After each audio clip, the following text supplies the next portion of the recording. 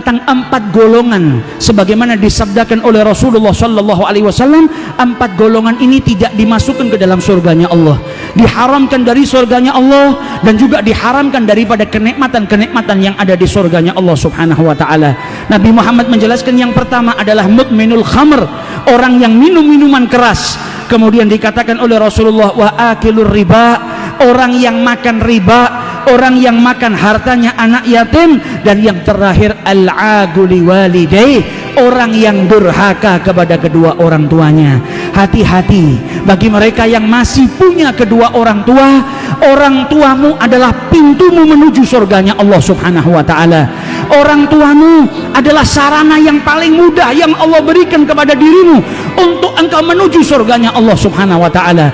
Orang tua yang disebut oleh Allah setelah penghambaan kepada Allah, wabil walidaini ihsana.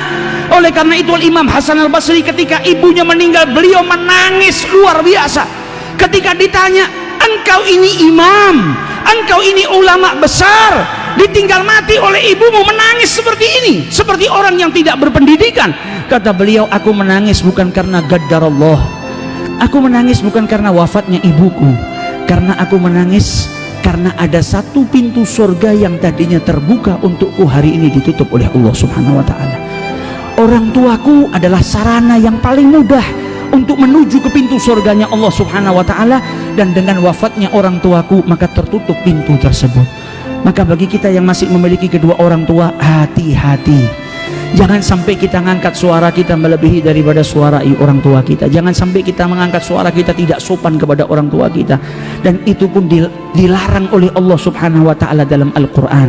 Mari kita tiru orang-orang yang mengagungkan orang tuanya, orang-orang yang memuliakan kedua orang tuanya. Bahkan sahabat-sahabat Nabi Muhammad di dalam sholat ketika dipanggil ibunya, dia mengeraskan bacaan supaya ibunya tahu kalau dia sedang sholat. Selesai sholat dia keluarkan beberapa ekor kambing, dia sedekahkan di jalan Allah agar diampuni oleh Allah, karena tadi meneriakkan suaranya supaya ibunya tahu kalau dia sedang sholat. Bukan berteriak kurang ajar, tapi jaga yang luar biasa. Sayyidina Hasan bin Ali bin Abi Thalib tidak mau makan dengan ibunya Fatimah, sehingga Sayyidah Fatimah bertanya, malaka ya Hasan, kenapa engkau wahai Hasan tidak mau makan dengan ibumu? Maka kata Hasan, wahai ibu, saya takut kalau saya mengambil makanan yang kau ingin makan, sehingga akhirnya saya tergolong sebagai anak yang durhaka kepada kedua orang tuanya. Makanan yang dilirik oleh ibunya, yang mungkin ibunya mau ambil, dia takut kalau makan bersama ia ambil makanan yang ingin diambil oleh ibunya. Mereka orang-orang yang hatinya hidup, mereka orang-orang yang berjuang untuk mendapatkan kemuliaan daripada Allah subhanahu wa ta'ala.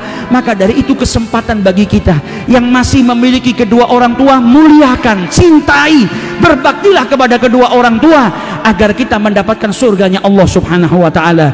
Kemudian dilanjut oleh beliau, dan orang yang lagi dilaknat oleh Allah subhanahu wa ta'ala dan tidak akan dimasukkan ke dalam surganya Allah subhanahu wa ta'ala adalah orang yang memutus tali silaturahmi. Berapa banyak akhir-akhir ini kita lihat, gara-gara perbedaan pendapat seseorang memutus tali persaudaraannya, seseorang memutus tali silaturahminya hanya karena permasalahan-permasalahan duniawiyah. Ketahuilah, orang-orang yang memutus tali silaturahmi, memutus persaudaraan, mereka dilaknat oleh Allah subhanahu wa ta'ala, wa iyadzubillah. Bahkan Nabi Muhammad diriwayatkan oleh Al-Asbahani, ketika Nabi duduk beserta para sahabatnya, Nabi berkata kepada orang-orang yang duduk bersama beliau, la yujalisuna al-yawm qati'ur rahim, tidak boleh hari ini ada yang duduk beserta kita orang yang memutus tali silaturahmi. Maka berdiri salah seorang pemuda, dia kembali menjumpai bibinya karena punya masalah dengan bibinya, dia minta maaf dengan bibinya, ia sambung tali silaturahminya, baru kembali ke majelisnya Rasulullah sallallahu alaihi wasallam. Dan Nabi bersabda, innar rahmata lan tanzil, sesungguhnya rahmat Allah tidak turun ala qaumin, atas sekelompok kaum, wa fiha qati'ur rahim, dan ada di antara mereka orang yang memutus tali silaturahmi. Maka jadikan bulan Ramadan ini bulan persaudaraan, jadikan bulan Ramadan ini kita sambung kembali saudara-saudara kita yang mungkin memiliki masalah dengan kita, yang salah dengan kita, kita maafkan. Jika kita yang berbuat salah, maka kita datangi mereka, kita minta maaf, kita sambung kembali tali silaturahmi, sehingga Ramadan tidak meninggalkan kita dan kita mahrum dari keberkahan Ramadan.